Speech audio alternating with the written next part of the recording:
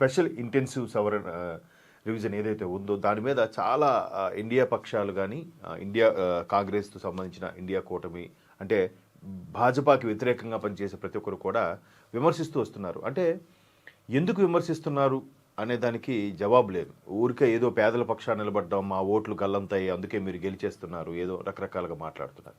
అంటే ఎప్పుడైతే దొంగ ఓట్లతో గెలిచేసి దురాక్రమణ ఓట్లతో అంటే పక్క దేశాల నుంచి చొరబాటుదారుల ద్వారా దురాక్రమణ కిందకు వస్తుంది. అలాంటి వాళ్ళకి ఓటు హక్కులు ఇచ్చేసి అమ్మ దీది మాకు ఓటు హక్కు ఇచ్చింది కదా అని ఓటేసేద్దాం అనుకునే వాళ్ళు ఉంటారు కదా, అటువంటి వాళ్ళ కాన్సెప్ట్కి ఇక్కడ సర్ వస్తుంది. అలాగే తమిళనాడులో కూడా తీసుకుంటే అంటే ఈ రెండు ఎందుకు చెప్తున్నా అంటే దేశం మొత్తం కూడా ఈ రెండు ఎన్నికల మీదే దృష్టి పెట్టింది, తమిళనాడు వెస్ట్ బెంగాల్. అంటే రీసెంట్గా టూరిస్ట్ ఫ్యామిలీ అని ఒక సినిమా వచ్చింది. అందులో కూడా చూస్తే శ్రీలంక నుంచి వచ్చిన చొరబాటుదారుడు తను మంచివాడు కాబట్టి అందరూ తన హక్కును చేర్చుకున్నారు, అది సినిమా స్టోరీ. బట్ రియల్గా ఎంతమంది చొరబాటుదారులు వచ్చారో, ఎంతమంది శరణార్థులు వచ్చారో, వాళ్ళందరికీ ఇండియా ఏమిటి, ఇదేనా విడిదిల్లా గెస్ట్ హౌసా చెప్పండి. సో అట్లాంటివన్నీ కూడా ఏరివేసే కార్యక్రమంలో ఇక్కడ జరుగుతుంటే దానికి తీవ్రంగా వ్యతిరేకిస్తున్నారు.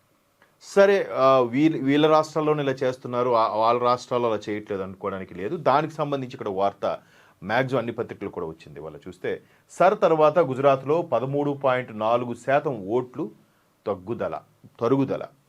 ఎక్కడ గుజరాత్లో గత కొన్నేళ్లుగా అంటే ఒక 2 దశాబ్దాలుగా కంటిన్యూస్గా భాజపా ప్రభుత్వమే వస్తుందిగా, మోదీ గారు తర్వాత ఇప్పుడు మళ్ళీ భాజపా నడుస్తుందిగా.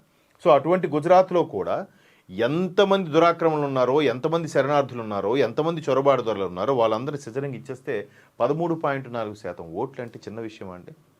ఎన్ని లక్షల మంది అండి అది.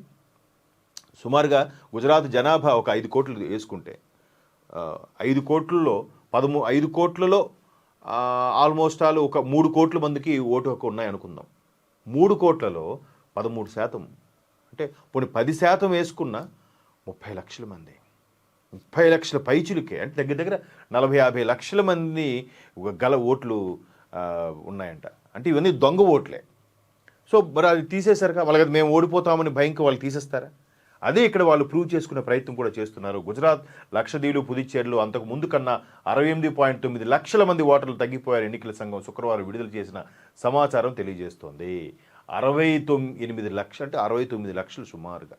నేను ఇంకా 40 నుంచి 50 అన్నాను. అంటే గుజరాత్, లక్షద్వీపులు, అలాగే పాండిచ్చేరికి సంబంధించి అంటే ఇంతగా ఈ సర్ ఉపయోగించడం వల్ల మనం ఎక్కడెక్కడైతే ఉన్నాయో వాళ్ళందరినీ తరిమి కొట్టి మన పరిస్థితి మనం మెరుగుపరుచుకునే దిశగా నడుస్తుంటే ఇక్కడ వీళ్ళు లేనిపోని రాద్ధాంతం చేస్తూ ఓవర్ యాక్షన్ చేస్తూ ఎక్కడ ఓడిపోతామో భయంతో దాన్ని పక్కతో పట్టించే ప్రయత్నం చేస్తుంది ఇక్కడ.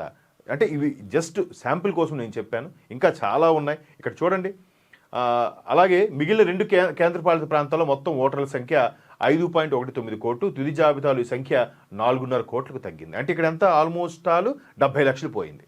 అలాగే గుజరాత్లో సరకు ముందు మొత్తం 5 కోట్ల మంది ఓటర్లు ఉండగా కసరత్తు అనంతరం ఆ సంఖ్య 4.4 కోట్లు అంటే 4.40 లక్షలు తగ్గింది.